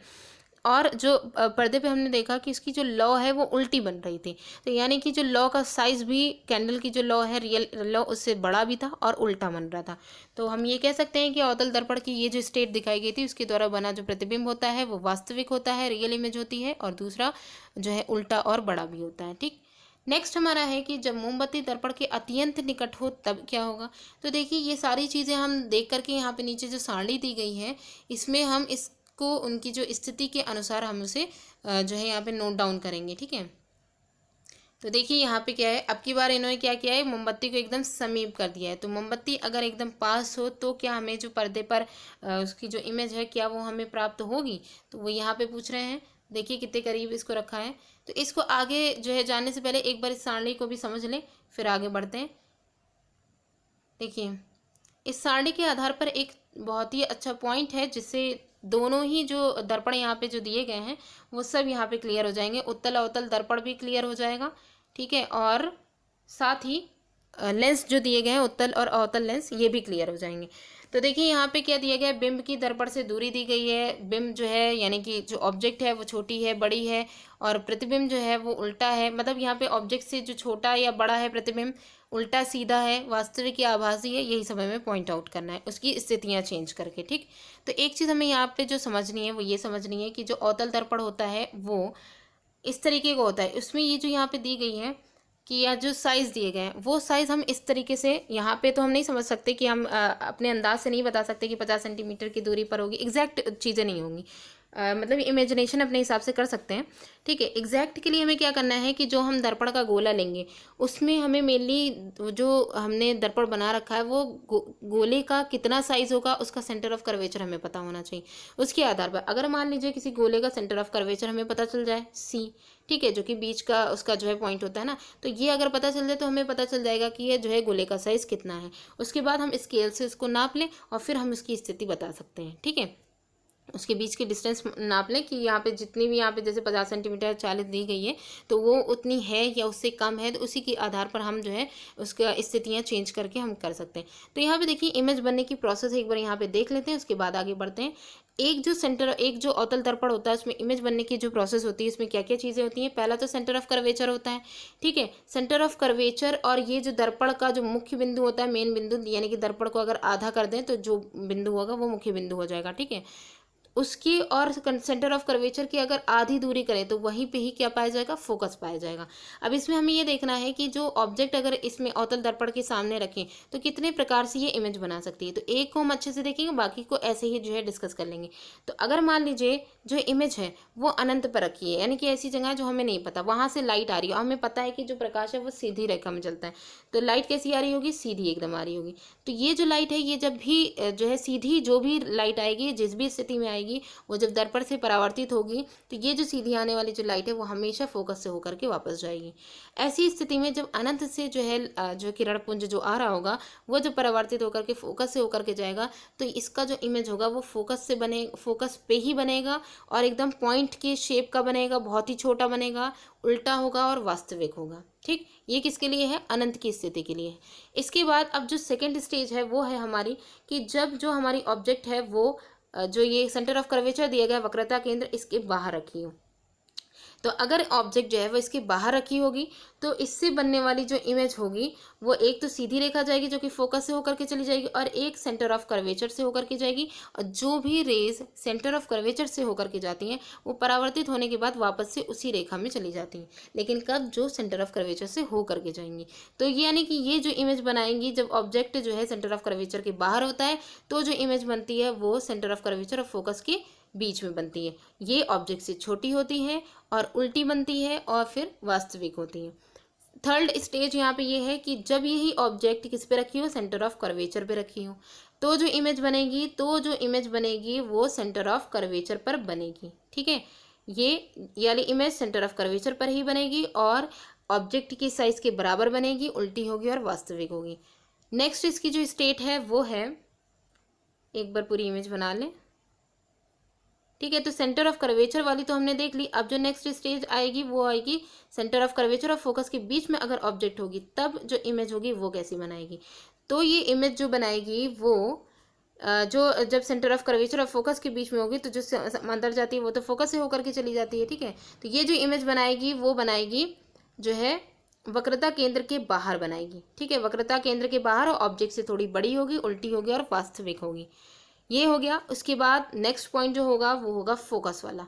ठीक है, यानी कि ऑब्जेक्ट अब इस स्थिति में अगर वो फोकस पे रखी हुई है तब वो इमेज कैसी बनाएगी। तो जो ऑब्जेक्ट फोकस पे रखी हुई है वो जो इमेज बनाएगी, चूंकि हमने ऑब्जेक्ट के बारे में पढ़ा था कि जब अनंत पे ऑब्जेक्ट थी तो उससे जो प्रकाश पुंज आ रहा था वो इमेज कहाँ बना रहा था, फोकस पे बना रहा था। तो अब ऑब्जेक्ट अगर फोकस पे है तो ये इसकी इमेज कहाँ बनेगी, तो इसकी जो इमेज होगी वो जो है अनंत पर बनेगी। ठीक है, इसकी जो इमेज होगी वो अनंत पर बनेगी। अब ये कहीं पे भी जाकर के मिल सकती है, अनंत पे जाकर के मिलेगी। तो ये इसके बाद एक लास्ट जो है स्टेज जो होगी वो एंड में होगी, जो कि जब ऑब्जेक्ट फोकस और सेंटर ऑफ कर्वेचर के ध्रुव के बीच में होगी। ये जो पोल है इसके ध्रुव के मध्य बिंदु जो दिया गया है उसके और इस फोकस के बीच में अगर ऑब्जेक्ट रखी हुई है तो ये जो इमेज बनाएगी, ये इमेज चूंकि अब ये इसके परावर्तन के लिए कोई स्टेट मिल नहीं रहा है, ये इमेज जो होगी वो आभासी बनाएगी, क्योंकि ये जब परावर्तित कर देगी जैसे भी ये करेगी इसको हम पीछे की तरफ बढ़ाएंगे। ठीक है, तो पीछे की तरफ हम जब इसको लेकर के जाएंगे तो यहीं पे ये ऑब्जेक्ट जो है इमेज अपना बनाएगी। इधर की तरफ लेकर के जाएंगे इसको, इधर की तरफ। ठीक है, तो ये जब इमेज अपनी बनाएगी तो ये काफ़ी बड़ा होगा, सीधा होगा, बड़ा होगा, सीधा होगा, ठीक है, और जो है आभासी प्रतिबिंब होगा। यानी कह सकते हैं कि जो अवतल दर्पण है इसकी सारी स्टेट में एक ही स्टेट, लास्ट वाली स्टेट जो होती है जिसमें जो ऑब्जेक्ट होती है वो फोकस और जो है ध्रुव के, ये जो मध्य बिंदु जो होता है जो है दर्पण का, उसके बीच में अगर ऑब्जेक्ट रखी हुई है तो ये इमेज हमेशा दर्पण के पीछे, यानी कि उसका जो है आभासी प्रतिबिंब बनेगा। पीछे हम सिर्फ कल्पना करेंगे कि ऐसा बन सकता है, बड़ा बनाएगा, सीधा बनाएगा, ठीक। बाकी सब में ये उल्टा बनाएगा और वास्तविक प्रतिबिंब बनाएगा। इसी तरीके से जैसे हमने अवतल अवतल दर्पण पढ़ा, उसमें हमने स्टेट सारी देख ली कि जो है कंडीशन ऑब्जेक्ट की रखी, तो कंडीशन जहाँ जहाँ हमने रखी है उसके अकॉर्डिंग हमें जो इमेजेस का अनुमान है, तो हम उनकी स्थितियाँ देख सकते हैं कि किस जो है स्केल से हम नाप सकते हैं कि कितने सेंटीमीटर पे वो रखी है। तो अलग अलग स्टेट पे हमने रख करके इमेजेस ले लिया। इसी तरीके से जो उत्तल दर्पण होता है उसमें भी हम लेंगे, ऐसे ही लेंसेज में भी लिया जाएगा। अब आगे देखेंगे कि उत्तल दर्पण में कैसे जो है इमेजेस बनेंगी और जो है लेंसेज में कैसे बनेंगी। तो ये चीज़ यहाँ पे क्लियर हो जाती है, ठीक है। अब जैसे कि यहाँ पे हमने जो ये छोड़ रखा था कि प्रतिबिंब को, मतलब कि अवतल दर्पण के अगर एकदम पास अगर ऑब्जेक्ट को ले आए तो फिर प्रतिबिंब कैसा बनेगा, तो उसे आगे पूरा कंप्लीट कर लेते हैं। तो इसके लिए हम देखते हैं कि किसी अवतल दर्पण द्वारा बना प्रतिबिंब साइज में बिंब से छोटा होता है, ऑब्जेक्ट से छोटा या बड़ा हो सकता है। दोनों ही कंडीशन हमने देखी थी कि छोटा भी हो सकता है और बड़ा भी हो सकता है। प्रतिबिंब वास्तविक तथा अथवा आभासी भी हो सकता है। दोनों ही कंडीशन हमने अवतल दर्पण में देखी, वास्तविक भी हो सकता है और आभासी भी हो सकता है। ये अवतल दर्पण के बारे में बहुत इंपॉर्टेंट पॉइंट है। अवतल दर्पण का उपयोग अनेक जो प्रयोजन होते हैं, देखिए ये लाइन जो है वो भी बहुत इंपॉर्टेंट है और नेक्स्ट जो लाइन आएगी वो भी बहुत इंपॉर्टेंट है।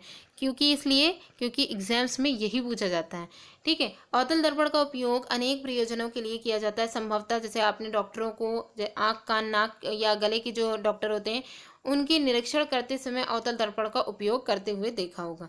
जैसे कि जो दांत के जो डॉक्टर होते हैं, दंत विशेषज्ञ द्वारा अवतल दर्पण का उपयोग दांतों का बड़ा प्रतिबिंब देखने के लिए किया जाता है, ठीक है।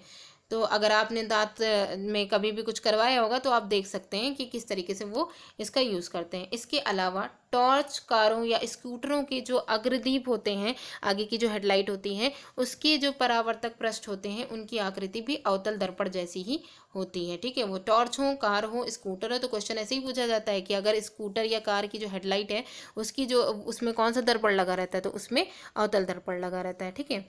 तो ये चीज़ हो गई। इसके बाद अब नेक्स्ट हमें यहाँ पे ये देखना है कि बूझो ने अपनी नई साइकिल की घंटी में चमकदार पृष्ठ में अपना, साइकिल की जो घंटी होती है उसका जो चमकदार पृष्ठ था उसमें उसने अपना प्रतिबिंब देखा। उसने देखा कि उसका प्रतिबिंब सीधा तथा साइज में छोटा है, ठीक है। अब जो प्रतिबिंब उसने देखा वो सीधा भी बन रहा है और साइज में छोटा भी है। उसे उत्सुकता है कि क्या घंटी भी इस प्रकार का गोलीय दर्पण है, तो क्या आप ये पहचान सकते हैं कि यह किस प्रकार का दर्पण है। तो यहाँ पे ध्यान देने की बात यही है कि घंटी का जो परावर्तक पृष्ठ है वो उत्तल पृष्ठ है, ठीक है। तो ये दर्पण कैसा होगा, पृष्ठ अगर उत्तल है तो दर्पण कैसा होगा, उत्तल दर्पण होगा, ठीक।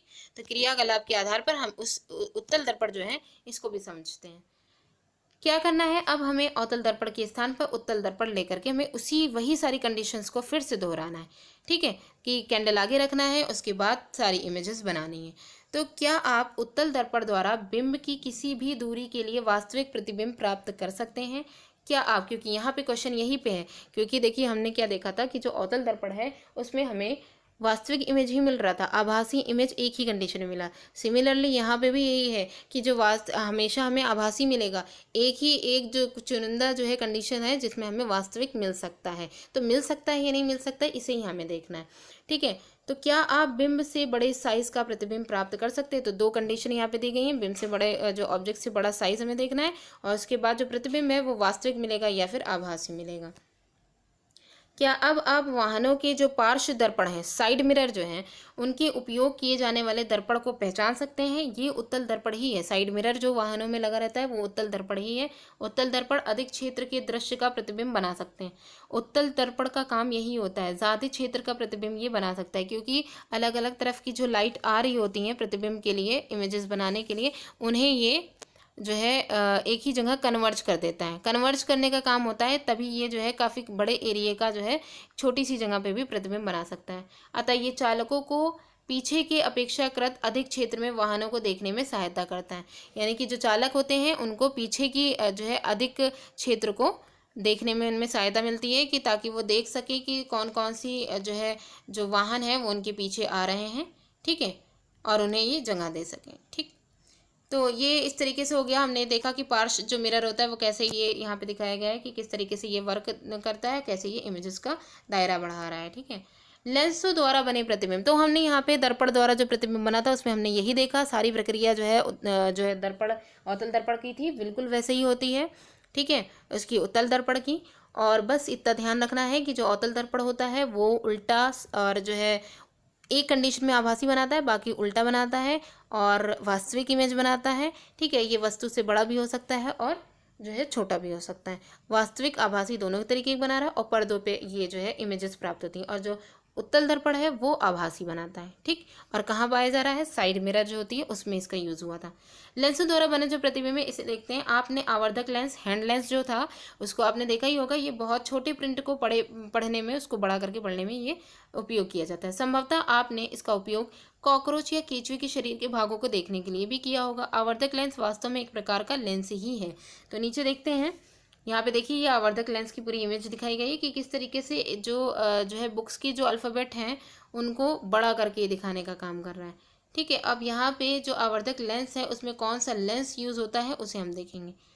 लेंसों का उपयोग व्यापक रूप से चश्मों में या दूरदर्शक जो दूरबीन होती हैं उनमें तथा सूक्ष्मदर्शियों में इनका किया जाता है। तो यहाँ पे लेंसों का यूज़ कहाँ कहाँ किया जाता है वो यहाँ बताया गया है।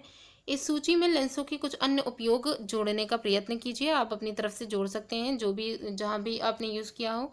कुछ लेंस लीजिए, उन्हें स्पर्श करके महसूस किए। अब हमें क्या करना है, हमें ये साइज़ देखना है कि कौन सा उत्तल है कौन सा अवतल है, क्योंकि उत्तल लेंस और अवतल लेंस ये जस्ट अपोजिट हैं। ठीक है, किसके, उत्तल दर्पण और अवतल दर्पण के। क्योंकि हमने ये देखा कि जो अवतल दर्पण होता है वो क्या करने का काम करता है, इमेजेस को कन्वर्ज करने का काम करता है। जैसे कि ये अवतल दर्पण है, इसमें अगर लाइट्स आ रही हैं इधर उधर से कई सारी, ठीक है, तो ये इनको क्या करेगा, परावर्तित करके एक ही जगह इनको जो है एक ही जगह कर देगा। ठीक है, एक ही पॉइंट पे, यानी कि इमेज जो है वो एक ही पॉइंट पे कर देगा। तो ये कन्वर्ज करने का काम करता है। वही जो उत्तल दर्पण होता है वो क्या करता है, वो डाइवर्ज करने का काम करता है।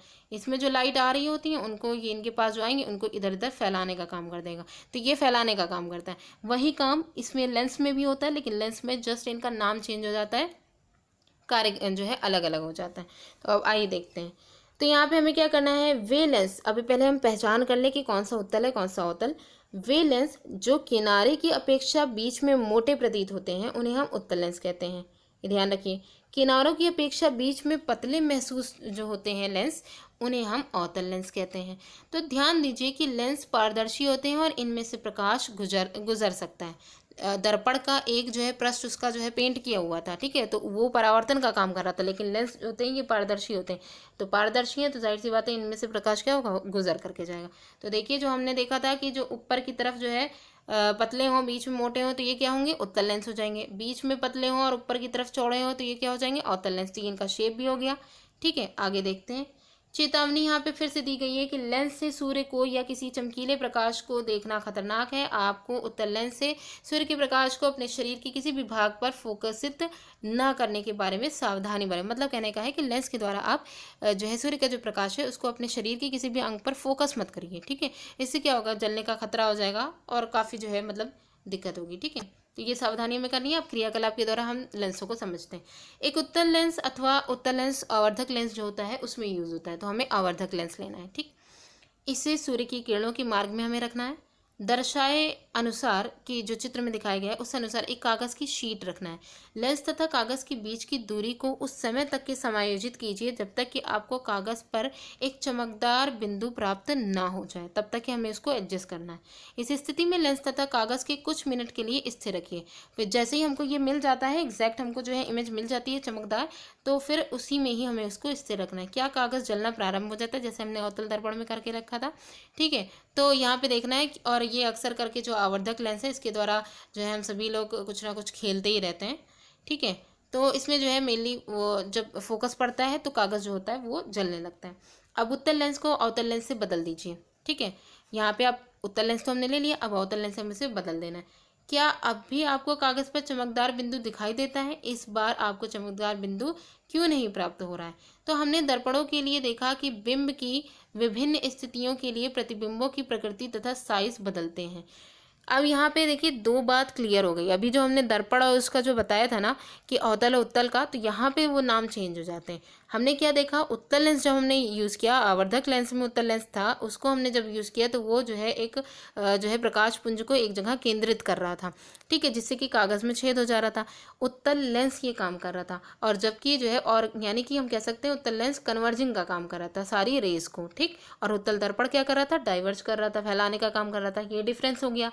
दूसरा यहाँ पे कि जो अवतल लेंस जो हमने लिया, जो कि अवतल दर्पण जो है वो क्या कर रहा था, लाइट इमेज को कन्वर्ज करने का काम कर रहा था। यहाँ पे अवतल लेंस के द्वारा क्यों नहीं जो है ऐसी सिचुएशन आई, क्यों नहीं वो बिंदु, चमकदार बिंदु प्राप्त हुआ, क्योंकि अवतल लेंस क्या करता है, लाइट रेज जो उस पर पड़ रही होती है उसको फैला देता है, डाइवर्ज कर देता है। तो इसी को ही हम यहाँ पे देखेंगे, इसके बारे में ही हम बताया गया। सामान्यतः उत्तल लेंस उस पर पड़ने वाली जो आपतित आने वाली जो किरण होती है उसको ये अभिसरित कर देता है। उत्तल लेंस क्या कर देता है, कन्वर्ज कर देता है, यानी कि अंदर की ओर मोड़ देता है। इसीलिए इसे हम अभिसारी लेंस कहते हैं, ठीक है, कन्वर्जिंग लेंस कहते हैं। इसके विपरीत अवतल लेंस जो होता है वो आपतित प्रकाश को अपसरित यानी कि बाहर की तरफ मोड़ देता है, अतः इसे हम अपसारित लेंस कहते हैं, डाइवर्जिंग लेंस कहते हैं, ठीक है। तो इसे आप देख भी सकते हैं, इमेज में भी ये दिखाया गया कि किस तरीके से ये कन्वर्ज और डाइवर्ज कर रहे हैं। तो ये दोनों लेंसों के बारे में हो गया। अब यहाँ पे क्रियाकलाप के द्वारा भी करके देखते हैं। एक उत्तल लेंस लीजिए तथा इसे मेज पर रखे एक स्टैंड पर लगा दीजिए। उत्तल लेंस हमें लेना है, इसे मेज पर रखे एक स्टैंड, उस पर लगा देना, जैसा कि आपने अवतल दर्पण में किया था। मेज पर एक जलती हुई मोमबत्ती को लेंस से, जैसे हमने अवतल दर्पण में किया था, बिल्कुल वैसे ही हमें उत्तल लेंस में करना है। दोनों की प्रॉपर्टी लगभग सेम है, नेम चेंज हो गया है, ठीक है। तो फिर मेज़ पर रखी हुई एक जलती हुई मोमबत्ती को लेंस से लगभग 50 सेंटीमीटर की दूरी पर हमें रखना है, ठीक है। तो देखिए यहाँ पे लेंस रखा हुआ है और इसमें कैंडल को 50 सेंटीमीटर की डिस्टेंस पर हमें रखा है। फिर हमें इसे पर्दे पर इमेज प्राप्त करेंगे, ठीक है। तो दोनों ही कंडीशन में यहाँ पे दिखाया गया है। तो ये दोनों इसकी इमेजेस हो गई थी। अब यहाँ पे देखते हैं कि क्या हुआ। तो इसका अर्थ ये है कि हम लेंस द्वारा बने प्रतिबिंब को बिंब की दिशा में देखते हैं। मतलब कहने का ये बूझो अपना, ये जो इन्होंने समझा उसमें अपना कंक्लूजन ये दे रहे हैं कि हम लेंस द्वारा बना जो प्रतिबिंब है उसको बिंब की दिशा में देख सकते हैं। ऑब्जेक्ट की जो दिशा है उसी में ही हम उसे देख सकते हैं। तो आइए देखते हैं आगे हुआ क्या। लेंस की दूसरी ओर रखे कागज़ के, यानी कि हमें क्या करना है, लेंस को मिड में रखना है। एक तरफ उसकी ऑब्जेक्ट रख देनी है, दूसरी तरफ हमें उसका क्या क्या रखना है, एक जो पर्दा रखा था वो हमें लेना है। तो लेंस की दूसरी ओर रखे कागज़ के पर्दे पर मोमबत्ती की लौ का प्रतिबिंब प्राप्त करने का प्रयत्न कीजिए। आपको पर्दे को लेंस की ओर या लेंस से दूर ले जाना होगा। पर्दे को हमें क्या करना है, या तो लेंस की तरफ लाएं या फिर लेंस से दूर ले जाए, जिससे कि आपको लौ का स्पष्ट प्रतिबिंब बन सके। लौ जो है उसका एक जो है क्लियर इसकी इमेज बन सके। आपको किस प्रकार का प्रतिबिंब प्राप्त होता है, जब हम ऐसा करेंगे तो हमें किस प्रकार का प्रतिबिंब प्राप्त होगा, क्या ये वास्तविक या फिर आभासी है, क्योंकि हम लेंस कैसा ले रहे हैं, उत्तल लेंस ले रहे हैं। तो देखिए, अब लेंस से मोमबत्ती की दूरी को बदल दीजिए। अब एक बार जो हमने किया उससे फिर उसकी डिस्टेंस जो है उसको बदल दें। प्रत्येक अवस्था में कागज़ के पर्दे को सरका करके इस पर मोमबत्ती की लौ को प्रतिबिंब जो है उसका प्राप्त करें, मोमबत्ती की लौ का। अवतल दर्पण के लिए किए गए जो क्रियाकलाप है उसके अनुसार प्रेक्षणों को सारणीबद्ध, जिस तरीके से अवतल दर्पण में हमने क्रियाकलाप किए थे, जो प्रेक्षण में प्राप्त किए थे, सारणीबद्ध किया था, उसी तरीके से हम उत्तल लेंस का भी, क्योंकि दोनों की लगभग लगभग प्रॉपर्टी लगभग सेम ही आ रही है, तो इसका भी हम उसी तरीके से सारणीबद्ध कर सकते हैं। क्या बिंब की किसी स्थिति के लिए आपको ऐसा प्रतिबिंब प्राप्त होता है जो सीधा तथा आवर्धित हो, यानी कि ऑब्जेक्ट की कोई ऐसी स्टेट जिसमें आपको ऐसा प्रतिबिंब प्राप्त हो रहा हो जो सीधा हो और आवर्धित हो। जैसा कि हमने ये पढ़ा था कि अवतल दर्पण में भी हमने सारी इमेजेस 6 स्टेजेस पढ़ी थी, जिनमें से 5 स्टेजेस में जो इमेज मिल रही थी वो हमको उल्टी और वास्तविक मिल रही थी, रियल इमेज मिल रही थी, ठीक है। लेकिन जो है, और लेकिन वो ऑब्जेक्ट से छोटी बड़ी ये तो हो ही रहा था। और जो है वही यहाँ पे उत्तल दर्पण में भी सेम सिचुएशन, यानी कि इसमें भी जो है हमको वास्तविक ही रियल इमेज ही मिलेगी, ठीक है। उसके साइज़ में छोटी बड़ी हो सकती है, उल्टी हमें इमेज मिलेगी और छोटी बड़ी हो सकती है। लेकिन यहाँ पे ये क्वेश्चन है कि यहाँ पे क्या जो है लेंस के द्वारा भी क्या पर्दे पर हमको कोई ऐसी इमेज मिल रही है जो कि आभासी हो, ठीक है। तो क्या ये वास्तविक है, ये आभासी, उसे हम देख सकते हैं। तो यहाँ पे ये इसका आभासी प्रतिबिंब कैसे बनेगा उसे हम देखेंगे। तो हमें यहाँ पे क्या देखना है कि ऐसी स्थिति में ही उत्तल लेंस को आवर्धित लेंस की भांति उपयोग किया जाता है।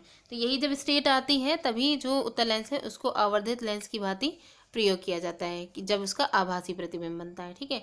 इसी प्रकार अवतल लेंस द्वारा बने प्रतिबिंबों का अध्ययन कीजिए, और आप जैसे उत्तल लेंस का अध्ययन किया था उसी तरीके से अवतल लेंस का भी अध्ययन करें। आप पाएंगे कि अवतल लेंस के द्वारा बने प्रतिबिंब सदैव आभासी, सीधे तथा बिंब की साइज से छोटे होते हैं। ये है अवतल लेंस के बारे में कि जो हमेशा जो इमेज मिलेगी वो कैसी होगी, आभासी होगी, सीधी होगी और बिंब के साइज से छोटी होगी। और यही कंडीशन जो उत्तल दर्पण था उसमें भी हमेशा उसमें इमेज जो होगी वो हमें आभासी ही मिलेगी, वास्तविक नहीं मिलेगी, ठीक है। और फिर उसके बाद साइज़ में छोटी मिलेगी, ऑब्जेक्ट के साइज से छोटी मिलेगी। और जैसे अवतल दर्पण में था कि एक स्टेट में खाली आभासी इमेज मिल रही थी, उसी तरीके से उत्तल लेंस में भी एक स्टेट में आभासी इमेज मिलेगी, ठीक है। तो यहाँ पे ये जो है पिक्चर दिखाया गया अवतल लेंस द्वारा बना प्रतिबिंब। अब नेक्स्ट जो हमारी हेडिंग है वो है सूर्य का प्रकाश या फिर श्वेत अथवा रंगीन। मतलब सूर्य का प्रकाश जो है वो श्वेत है या फिर रंगीन है, इसी को हमें देखना है। क्या आपने आकाश में कभी इंद्रधनुष देखा है?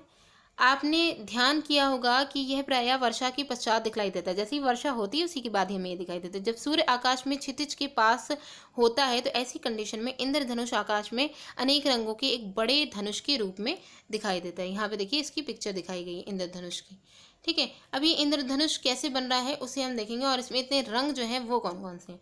तो देखिए इंद्रधनुष में कितने वर्ण होते हैं, इसे मोटे तौर पे अगर हम देखें तो इंद्रधनुष में 7 वर्ण होते हैं, जैसे लाल, नारंगी, पीला, हरा, नीला, जामुनी और बैंगनी। आपने देखा होगा कि जब आप साबुन के बुलबुले बनाते हैं तो वे भी रंगीन दिखलाई देते हैं।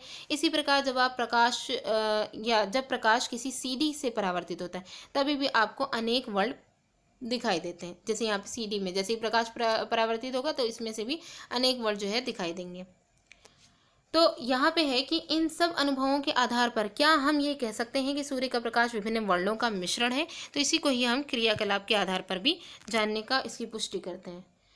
कांच का एक प्रिज्म हमें इसके लिए लेना है, ठीक है। किसी अंधेरे कमरे की खिड़की के छोटे छिद्र से, मतलब एक अंधेरा कमरा लेना है, उसके बाद उसमें कांच का एक प्रिज्म ऐसी जगह पे रखना है कि वहाँ से एक जो है छोटी खिड़की के छिद्र से उस पर एक प्रकाश का पुंज डालें, ठीक है।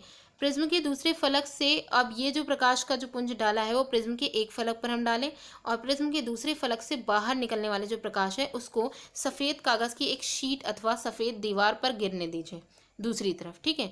तो आप क्या देखेंगे, क्या आपको ये जो कलरफुल इमेजेस हैं जो अभी हमने इंद्रधनुष में देखी थी, क्या प्रिज्म से भी हमें ये दिखाई दे रही हैं? तो इसी को ही हम देखने के लिए यहाँ पे देखते हैं। तो इंद्रधनुष जैसा वर्ल्ड यहाँ पे भी देखने को मिलता है। यह दर्शाता है कि सूर्य के प्रकाश में 7 वर्ण विद्यमान है। जैसे ही मतलब कि जैसे इंद्रधनुष में हमने 7 वर्णों के बारे में, 7 रंगों के बारे में देखा, तो इसकी पुष्टि हमने प्रिज्म के द्वारा की। तो प्रिज्म से भी वही 7 कलर हमको यहाँ पे भी मिल रहे थे। तो ये बात यहाँ पे क्लियर हो गई कि जो सूर्य का प्रकाश जो कि श्वेत प्रकाश है उसके अंदर 7 कलर्स होते हैं। श्वेत प्रकाश के वर्णों को पहचानने का प्रयत्न कीजिए, उसमें जितने भी वर्ण आ रहे हैं, जितने भी रंग आ रहे हैं उनको पहचानने का प्रयत्न कीजिए और इनके नाम आपको नोटबुक में लिखने हैं जो पीछे दिए गए थे, ठीक है। ये हो गया। इसके बाद अब यहाँ पे एक चीज़ तो हो गई कि भाई श्वेत प्रकाश हमने प्रिज्म पर डाला, ठीक है, और उससे हमें जो उसमें रंगों में जो वो डिवीज़न हुआ 7 कलर्स में वो हमने देख लिया। नेक्स्ट हमारा क्रियाकलाप ये है कि इन 7 वर्णों को मिलाकर के श्वेत प्रकाश कैसे प्राप्त करेंगे, इसे भी देखते हैं। तो इसको क्रियाकलाप में हमें क्या करना है, 10 सेंटीमीटर व्यास की गत्ते की एक वृत्ताकार डिस्क लेनी है। अब की बार जो है डिस्क कैसे लेनी है, गत्ते की होगी और वो भी वृत्ताकार होगी। इस डिस्क को 7 खंडों में बांट लीजिए और उसमें जैसे पिक्चर में दिखाया गया उसी अनुसार हमें क्या करना है, खंडों पर विभिन्न वर्णों के जितने भी वर्ण हमने यहाँ पे 7 कलर्स देखे थे उनके या तो कागज़ चिपका दीजिए कलरफुल, या फिर जो है उनको जो खंड बना रखे हैं उसमें कलर कर दीजिए। डिस्क के केंद्र पर एक छोटा सा छेद बनाइए उसके सेंटर पर, जिससे हम डिस्क को एक बॉल पेन की जो रिफिल होती है उसकी नोक पर हम उसे ढीले से लगा सकें ताकि वो उसमें मूव कर सके। सुनिश्चित कीजिए कि डिस्क जो है वो स्वतंत्रता पूर्वक इसमें मूवमेंट उसका हो सके। श्वेत प्रकाश जो 7 वर्ल्ड उसमें होते हैं, 7 कलर होते हैं, उसका यहाँ पे ये देखिए इस तरीके की हमें इमेजेस इसका जो है बनाना है, ठीक है। अब इसके बाद हमें क्या करना है कि उसको इस तरीके से सुनिश्चित करना है कि वो घूम सके, घूर्णन कर सके। डिस्क को दिन के प्रकाश में घुमाइए। इसे हमें क्या करना है, दिन की जो लाइट है उसमें हमें इसको घुमाना है। जब डिस्क तेज़ी से घूमती है तो वर्ल्ड जो है सारे जितने भी कलर्स हैं वो आपस में मिल जाते हैं और फिर उसके बाद ये जो डिस्क है वो श्वेत सी प्रतीत होने लगती है, एक ही कलर दिखाई देने लगता है। इस डिस्क को सामान्यतः न्यूटन की डिस्क भी कहते हैं। ये वाली जो डिस्क बनाई गई है इसे न्यूटन की डिस्क कहते हैं क्योंकि ये एक्सपेरिमेंट न्यूटन ने किया है, इस वजह से। तो देखिए इस तरीके का श्वेत प्रकाश बन गया, सारे कलर्स आपस में मिल गए। तो अब ये सारी चीज़ें तो हो गई। अब जैसे यहाँ पे एक छोटा सा एक्सपेरिमेंट भी दिखा दिया गया, इसे भी देख लेते हैं। इसमें पहेली को एक अद्वितीय विचार आया। उसने एक वृत्ताकार डिस्क की सहायता से एक छोटा सा लट्टू बनाया जिस पर इंद्रधनुष के 7 वर्णों को उसने पेंट कर दिया और फिर जब लट्टू घूर्णन करता है, इसमें इजीली वो घूर्णन कर सकता है, तो लगभग श्वेत दिखाई देता है, एकदम सफ़ेद दिखाई देता है, एक भी कलर्स नहीं दिखाई दे रहे होते हैं। तो इस प्रकार यहाँ पे ये जो चैप्टर है हमारा ये कंप्लीट हो जाता है। अब इसका जो मेन अभ्यास है, इसको जो ज़रूरी क्वेश्चन है उसको क्लियर कर लेते हैं। बाकी क्वेश्चन को आप लोग एक बार जो है, क्योंकि चैप्टर में हमने सारे एग्जाम्पल, सारे जितने भी जो एग्जाम्पल्स हैं वो सब क्वेश्चन में ही वही सब पूछे गए हैं, ठीक है। एग्जाम्पल भी क्लियर हो गए हैं और उसके जो मेन हेडिंग्स थी, जो पॉइंट्स थे वो भी क्लियर हो गए, वही सारे क्वेश्चन में भी बताए गए हैं। तो यहाँ पे देखिए जो इसका पहला क्वेश्चन है, रिक्त स्थानों की पूर्ति कीजिए। इसमें दिया गया है कि जिस प्रतिबिंब को पर्दे पर ना प्राप्त किया जा सके वह कैसा कहलाएगा, वो आभासी प्रतिबिंब कहलाएगा, ठीक है। कैसा होगा, आभासी। फिर नेक्स्ट है, यदि प्रतिबिंब सदैव आभासी तथा साइज में छोटा हो तो यह किसी उत्तल, किसके द्वारा, उत्तल दर्पण के द्वारा बना होगा। यानी कि यहाँ पे ये कह सकते हैं कि सदैव आभासी या साइज में अगर छोटा है तो किसके द्वारा बना होगा, उत्तल दर्पण के द्वारा। यदि प्रतिबिंब सदैव बिंब के साइज का बने, बिंब के साइज का बने, तो दर्पण कैसा होगा, समतल होगा, क्योंकि वो ऑब्जेक्ट, समतल दर्पण ही तो ऑब्जेक्ट के साइज का बना रहा था, ठीक है। उसके बाद है, जिस प्रतिबिंब को पर्दे पर प्राप्त किया जा सके वह प्रतिबिंब कैसा होगा, वास्तविक प्रतिबिंब होगा, ठीक है। और फिर लास्ट में है, अवतल दर्पण द्वारा। यहाँ पे ये कह रहे हैं कि जो है अवतल दर्पण नहीं, क्योंकि यहाँ पे आगे का स्टेटमेंट ये कह रहा है कि बनाया गया प्रतिबिंब पर्दे पर प्राप्त नहीं किया जा सकता। तो अवतल दर्पण के द्वारा तो पर्दे पर प्राप्त किया जा सकता है, अवतल लेंस के द्वारा पर्दे पर प्राप्त नहीं किया जा सकता, तो यहाँ पे लेंस हो जाएगा, ठीक है। तो ये क्वेश्चन हो गया। नेक्स्ट क्वेश्चन देखते हैं, क्वेश्चन नंबर 2। क्वेश्चन 2 में सत्य असत्य बताया गया है। इसमें क्या करना है, देखिए यहाँ पे पहला है कि हम उत्तल दर्पण से आवर्धित तथा सीधा प्रतिबिंब प्राप्त कर सकते हैं। उत्तल दर्पण से, यहाँ पे उत्तल दर्पण से सीधा और आवर्धित बोला गया है, ठीक है, तो ये बात गलत है। उत्तल दर्पण से आवर्धित और सीधा प्रतिबिंब प्राप्त कर सकते हैं, ये स्टेटमेंट उत्तल दर्पण से, ये जो पहला पॉइंट है कि हम उत्तल दर्पण से आवर्धित और सीधा प्रतिबिंब प्राप्त कर सकते हैं। सीधा प्रतिबिंब तो हमको प्राप्त होता है, लेकिन आवर्धित यानी कि इनलार्ज नहीं होता। हमेशा उत्तल दर्पण से आभासी सीधा प्रतिबिंब मिलता है, लेकिन वो ऑब्जेक्ट से छोटा होता है, इस वजह से ये स्टेटमेंट गलत है। नेक्स्ट क्वेश्चन है, अवतल दर्पण सदैव आभासी प्रतिबिंब बनाता है। तो ये जो है यहाँ पे जो बताया गया, अवतल लेंस कहा गया, अवतल दर्पण नहीं, अवतल लेंस सदैव आभासी प्रतिबिंब बनाता है, ये बात सही है। नेक्स्ट है, अवतल दर्पण से हम वास्तविक, आवर्धित तथा उल्टा प्रतिबिंब प्राप्त करते हैं अवतल दर्पण से, तो यहाँ पे ये भी स्टेटमेंट सही है। नेक्स्ट है, वास्तविक प्रतिबिंब को पर्दे पर प्राप्त नहीं किया जा सकता, ये बात गलत है। रियल इमेज ही तो, तभी तो वो रियल इमेज जो है कहलाती है जब वो पर्दे पे मिलती है। अवतल दर्पण सदैव वास्तविक प्रतिबिंब बनाता है, ये भी बात गलत है, क्योंकि एक स्टेट ऐसी आती है जिसमें वो आभासी प्रतिबिंब बनाता है। नेक्स्ट क्वेश्चन है, क्वेश्चन नंबर 3। इसमें कॉलम ए को कॉलम बी से हमें मिलान करना है। तो पहला जो है वो है समतल दर्पण, ठीक है, पहले में दिया गया है समतल दर्पण जो है इसका ये किसके बराबर होगा, तो ये जो है इसका है 5th वाला ऑप्शन। प्रतिबिंब सीधा तथा बिंब के साइज का प्रतिबिंब बनाता है, ठीक है, ये क्या, कौन सा, समतल दर्पण। उसके बाद नेक्स्ट है उत्तल दर्पण। उत्तल दर्पण जो है उसका है, उत्तल दर्पण का कि ये अधिक क्षेत्र के दृश्य का प्रतिबिंब बना सकता है। सेकेंड, उत्तल लेंस जो है उसका क्या काम होता है, उत्तल लेंस जो होता है वो आवर्धक लेंस की भांति उपयोग होता है। अवतल दर्पण जो होता है, अवतल दर्पण दंत चिकित्सक जो होते हैं वो दांतों का आवर्धित प्रतिबिंब देखने के लिए अवतल दर्पण का प्रयोग करते हैं। और इसके बाद अवतल लेंस जो है वो, अवतल लेंस हमेशा सीधा तथा बिंब के साइज से छोटा प्रतिबिंब बनाता है, ठीक। तो ये हो गया, ये तीनों क्वेश्चन हो गए। अब ये जो नेक्स्ट क्वेश्चन हैं इसमें हमें सही विकल्प का चयन करना है। तो 11वें क्वेश्चन जो है इसमें क्या है, बिंब के बड़े साइज, ऑब्जेक्ट का जो बड़ा साइज है उसका आभासी प्रतिबिंब बनाया जा सकता है। तो किस दर्पण के द्वारा जो ऑब्जेक्ट है उसके साइज, ऑब्जेक्ट के साइज का बड़ा और आभासी प्रतिबिंब, ठीक है, उसे बना सकते हैं। तो हम ये जो हमारे पास जो अवतल दर्पण है उसके द्वारा बना सकते हैं, बड़ा और आभासी एक ही स्टेट में तो बनता है।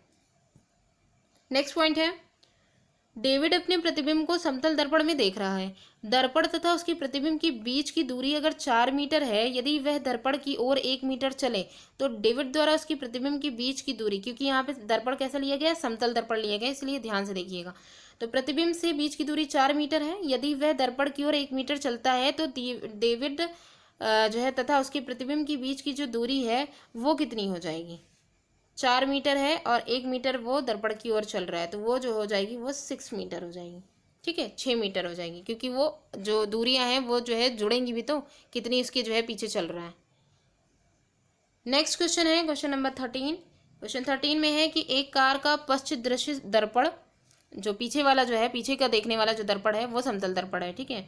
ड्राइवर अपनी कार को 2 मीटर पर सेकंड की चाल से बैक करते समय पश्चिम दर्पण में अपनी कार के पीछे खड़े किसी ट्रक का प्रतिबिंब देखता है। ड्राइवर को ट्रक का प्रतिबिंब जिस चाल से अपनी ओर आता हुआ प्रतीत होता है वह कौन सी है? तो वो हो जाएगी 4 मीटर पर सेकेंड। 4 मीटर पर सेकेंड की चाल से वो उसकी तरफ आता हुआ उसे प्रतीत होगा, तो उसी के हिसाब से वो अपने आप को एडजस्ट कर सकेगा। तो ये जो चैप्टर है वो यहाँ पे कंप्लीट होता है। नेक्स्ट वीडियो हम लोग नेक्स्ट चैप्टर के साथ मिलेंगे। Thanks for watching.